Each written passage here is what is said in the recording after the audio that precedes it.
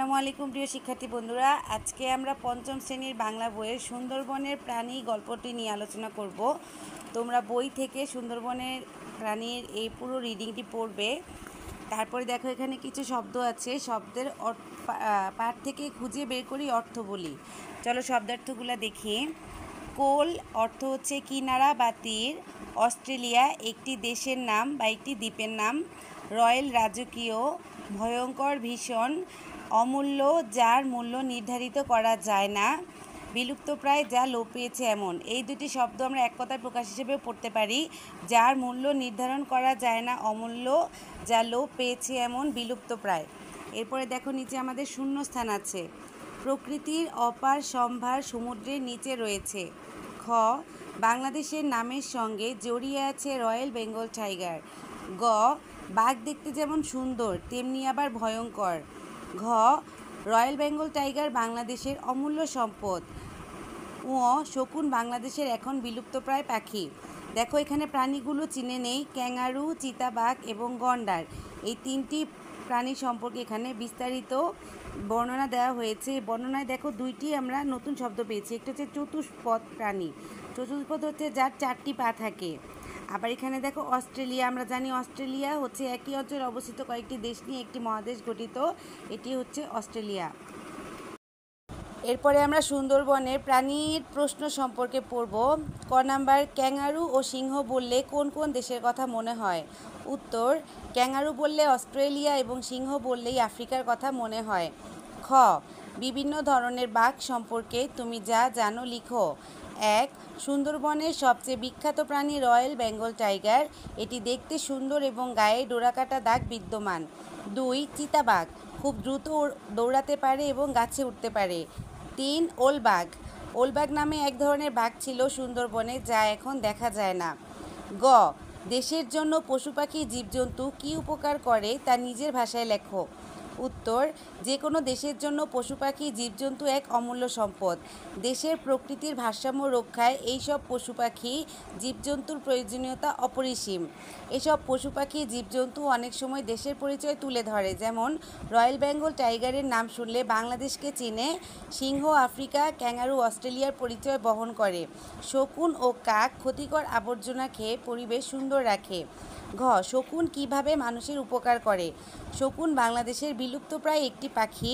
আমাদের পরিবেশ প্রতিনিয়ত ময়লা আবর্জনা জীবজন্তুর মৃতদেহের মাধ্যমে দূষিত হচ্ছে।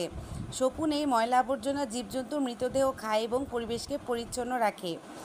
ও, পশু পাখি জীবজন্তু না থাকলে প্রকৃতির কী বিপর্যয় ঘটবে বলে তোমার মনে হয়? উত্তর, পৃথিবীর প্রতিটি প্রাণী সৃষ্টির পিছনে মানুষের কল্যাণ আছে। এই পশু পাখি জীবজন্তুর মানুষের বসবাসের পক্ষে সহায়ক। এই পশু পাখি জীবজন্তু না থাকলে প্রকৃতি ভারসাম্যহীন হয়ে পড়বে। দেখো 5 নংয়ে আমাদের মানুষের কিছু বাক্য দেওয়া আছে। মানুষের পক্ষে যা ক্ষতিকর সেই সব আবর্জনা শকুন খেয়ে ফেলে। সে সত্যিকার অর্থে মানুষের উপকার ছাড়া অপকার করে না। এখন এই বাক্য দুটোতে অনেকগুলো পদ বের হয়েছে। বিশেষ্য, বিশেষণ, সর্বনাম, ক্রিয়া, অব্যয়। আমরা জানি এগুলো হচ্ছে পদের প্রকারভেদ। এখন নিচে আমাদের বাক্য দেওয়া আছে, এখান থেকে আমাদের পদ খুঁজে বের করতে হবে। সুন্দরবনে বাঘ ছাড়াও আছে নানা রকমের চিত্রা হরিণ। কোনোটার বড় বড় শিং, কোনোটার গায়ে ফোঁটা ফোঁটা সাদা দাগ, এদের বলে চিত্রা হরিণ। এখানে সুন্দরবন, বাঘ, হরিণ, চিত্রা হরিণ এগুলো হচ্ছে বিশেষ্য। আর বিশেষ্য হচ্ছে কোনো কিছুর নাম বোঝালে সেটা বিশেষ্য হয়। তারপরে ছাড়াও হচ্ছে অব্যয়পদ। অব্যয়পদ হচ্ছে দুটি বাক্যকে যেই শব্দ দ্বারা যুক্ত করা হয় সেটি হচ্ছে অব্যয়পদ। বড় বড়, আমরা জানি কোনো কিছু দোষ, গুণ, অবস্থা বিশ্লেষণ করলে সেটা বিশেষণ পদ বোঝায়। এবার 6, নিচের নির্দেশনা অনুযায়ী বাংলাদেশের যে কোনো একটি প্রাণী সম্পর্কে রচনা লিখি। এখানে মানে নির্দেশনা দেওয়া আছে, সেই অনুযায়ী আমরা একটা রচনা লিখব। একটা প্রাণী হিসেবে বাঘকে বেছে নিয়েছি। তো আমাদের প্রথমে এখানে দেওয়া ছিল আকৃতি। বাঘের গায়ের রং হলুদ, তার উপরে কালো ডোরা কাটা দাগ থাকে। অনেক বাঘ সোনালি বা সাদা রঙের হয়। বাঘের মুখ গোলাকার, চোখ দুটি তীক্ষ্ণ দৃষ্টি সম্পন্ন, মুখে গোঁফ থাকে। বাঘ লম্বায় 10-11 ফুট উঁচু হয়। এরপরে রং। সাধারণত বাঘ 3 রকমের হয়, হলুদ, সাদা, সোনালি। যদিও সোনালি ও সাদা রঙের বাঘের সংখ্যা খুবই কম। কোথায় দেখা যায়? বাংলাদেশের সুন্দরবনে পৃথিবী বিখ্যাত রয়্যাল বেঙ্গল টাইগার আছে। থাইল্যান্ডে বাঘের সংখ্যা 150টি। নেপাল, ইন্দোনেশিয়া ও রাশিয়াতেও বাঘ পাওয়া যায়। বিশ্বের সবচেয়ে বেশি বাঘ পাওয়া যায় ভারতে। এরপরে হচ্ছে আবাসস্থল। বাঘ সাধারণত নির্জন জঙ্গলে ও নদীর নালার ধারে বাস করে। উষ্ণমণ্ডলীয় অরণ্য, ম্যানগ্রোভ বন, পত্রমোচী বন সর্বত্রই এরা বসবাস করতে পারে। খাদ্যাভ্যাস: বাঘ সাধারণত হরিণ, গরু, ছাগল ইত্যাদির মাংস খায়। এরপর 7 নংয়ে দেখো আমাদের এখানে সঠিক উত্তর দেওয়া আছে। ক্যাঙ্গারু বললেই মনে পড়ে যায় যে দেশের কথা? অস্ট্রেলিয়া। আফ্রিকার কথা উঠলে কোন প্রাণীর কথা মনে হয়? সিংহ। বাংলাদেশের কোন অঞ্চলে হাতি দেখতে পাওয়া যায়? রাঙামাটি ও বান্দরবানে। কোন পাখি ক্ষতিকর আবর্জনা খেয়ে পরিবেশ পরিচ্ছন্ন রাখে? শকুন।